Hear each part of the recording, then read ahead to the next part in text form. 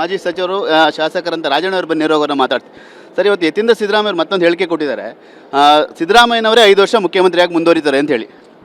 ಅದು ಅವ್ರ ಅಭಿಪ್ರಾಯನಪ್ಪ.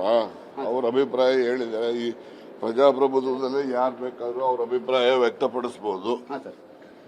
ಗೊತ್ತಾಯ್ತಾ? ಅವ್ರ ಅಭಿಪ್ರಾಯ ವ್ಯಕ್ತಪಡಿಸೋದು ವೈಯಕ್ತಿಕ ಅಭಿಪ್ರಾಯ ಅಲ್ಲ. ಈ ಒಂದು ಅಧಿವೇಶನ ಆದ್ಮೇಲೆ ಮತ್ತೆ ಕ್ರಾಂತಿ ಆಗುತ್ತೆ, ಮುಖ್ಯಮಂತ್ರಿ ಬದಲಾವಣೆ ಆಗುತ್ತೆ ಅನ್ನೋ ಚರ್ಚೆಗಳು ಕೂಡ ದೊಡ್ಡ ಮಟ್ಟದಲ್ಲಿ ಇದೆ. ಇದೇ ಚರ್ಚೆ ಏನೋ ಇದೆ. ಅಂತಿಮವಾಗಿ ಹೈಕಮಾಂಡ್ ಅವ್ರು ಏನು ತೀರ್ಮಾನ ಹೇಳ್ತಾರೋ ಅವ್ರ ತೀರ್ಮಾನ ಹೇಳೋವರೆಗೂ ಚರ್ಚೆ ಇದ್ದೇ ಇರುತ್ತೆ. ಈಗ ಡಿ ಕೆ ಶಿವಕುಮಾರ್ ಅವರು ಮುಖ್ಯಮಂತ್ರಿ ಆದ್ರೆ ನೀವು ಆ ಸಚಿವ ಸಂಪುಟದಲ್ಲಿ ಇರಲ್ವಾ ಸರ್? ಸಚಿವ ಸ್ಥಾನ ಕೇಳಲ್ವಾ? ಮಾಡಿದ್ದೀನಿ, ನಾನು ಆಗೋದಿಲ್ಲ ಅಂತೇಳಿ ಇನ್ನೇನು ಹೇಳ್ಬೇಕು?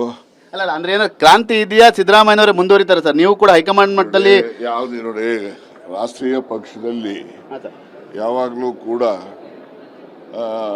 ಆ ಪಕ್ಷಗಳ ಹೈಕಮಾಂಡ್ ಏನ್ ನಿರ್ಣಯ ತೊಗೊಳ್ತಾರೋ ಅದು ಭದ್ರಾಗಿರ್ತಕ್ಕಂಥ ಪದ್ಧತಿ. ಅಲ್ಲ, ಮುಖ್ಯಮಂತ್ರಿಗಳು ಒಂದ್ಸರಿ ಹೇಳಿದ್ರು ಸರ್, ಈಗ ಯಾವುದೇ ಬದಲಾವಣೆ ಇಲ್ಲ ಅಂತ ಹೇಳಿ. ಹೇಳ್ತೀನಿ. ಇದಿಷ್ಟು ಮಾಜಿ ಸಚಿವರು ಶಾಸಕರಂತ KN ರಾಜಣ್ಣವರ ಮಾತು.